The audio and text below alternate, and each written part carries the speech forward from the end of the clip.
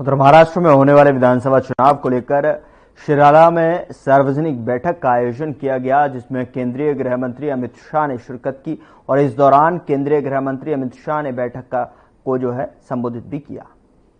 और मैं आज यहां कहकर जाता हूं, हमारे सत्यजीत ने कहा कोई कानून के चलते ये अघाड़ी सरकार ने नाग पंचमी की नाग की पूजा बंद करी है।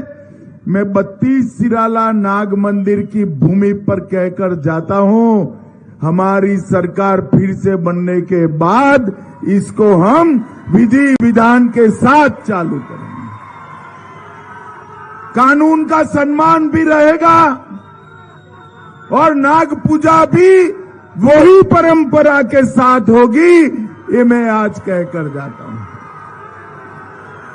मैं ग्राम देवत अंबा माता को और महान गोरक्षनाथ महाराज को भी प्रणाम कर कर मेरी बात की शुरुआत करता हूं।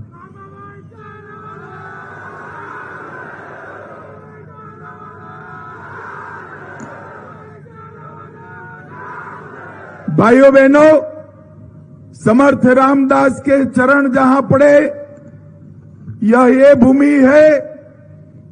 समर्थ रामदास जिन्होंने गुलामी के समय में महाराष्ट्र के युवाओं को एकत्रित कर कर शिवाजी महाराज को पाठिंबा देने का काम किया, वो समर्थ रामदास को मैं प्रणाम कर कर मेरी बात की शुरुआत करता हूं। महाराष्ट्र की ये वीर भूमि छत्रपति शिवाजी महाराज,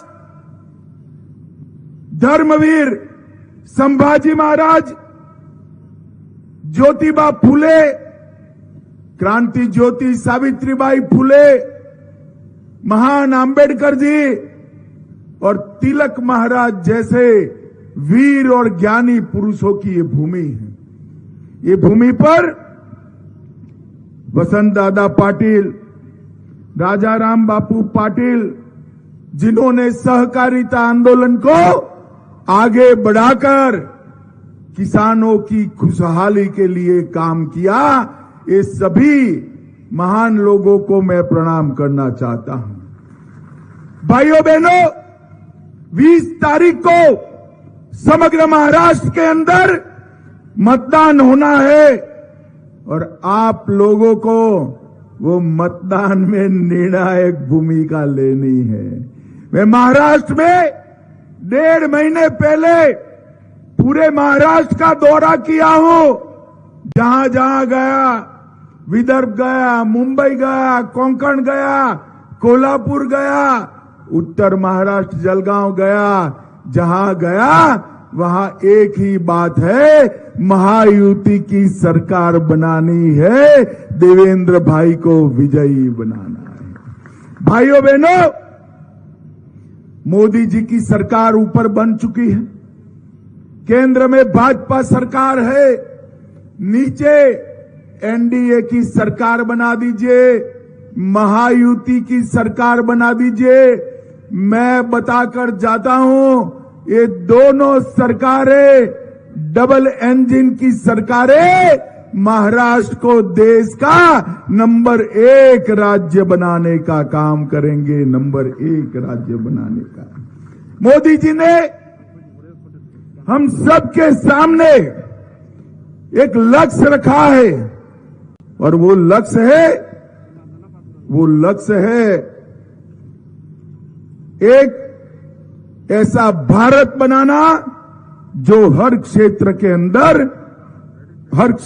अंदर वो भारत दुनिया में सर्वप्रथम, और वो केवल और केवल एनडीए बना सकता है भाइयों बहनों, और मोदी जी के नेतृत्व में ही बन सकता है।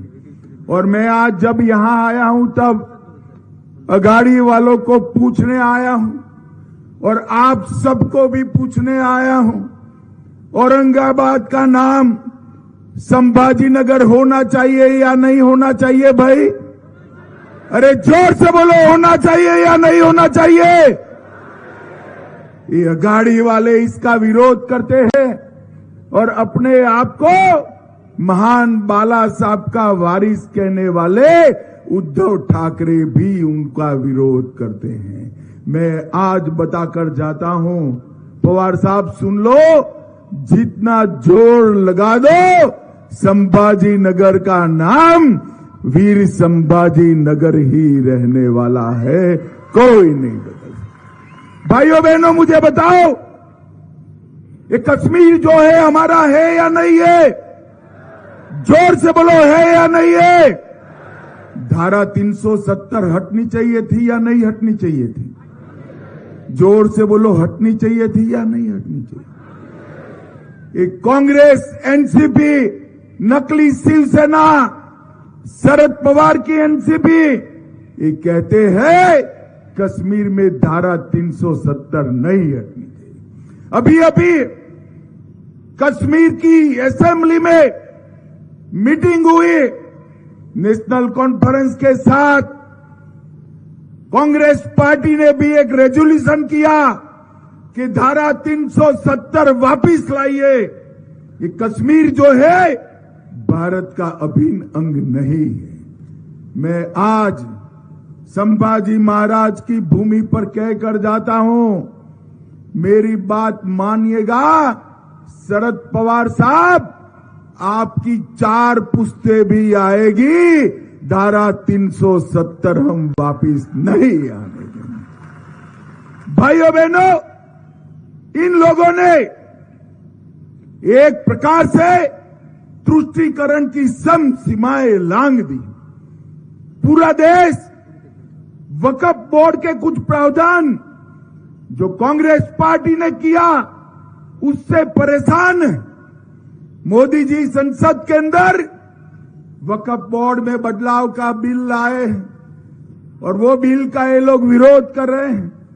अभी अभी कर्नाटक के वक्फ बोर्ड ने कुछ पूरे गांवों को, मंदिरों समेत, किसानों की भूमि समेत गांवों को वक्फ की संपत्ति घोषित कर दिया।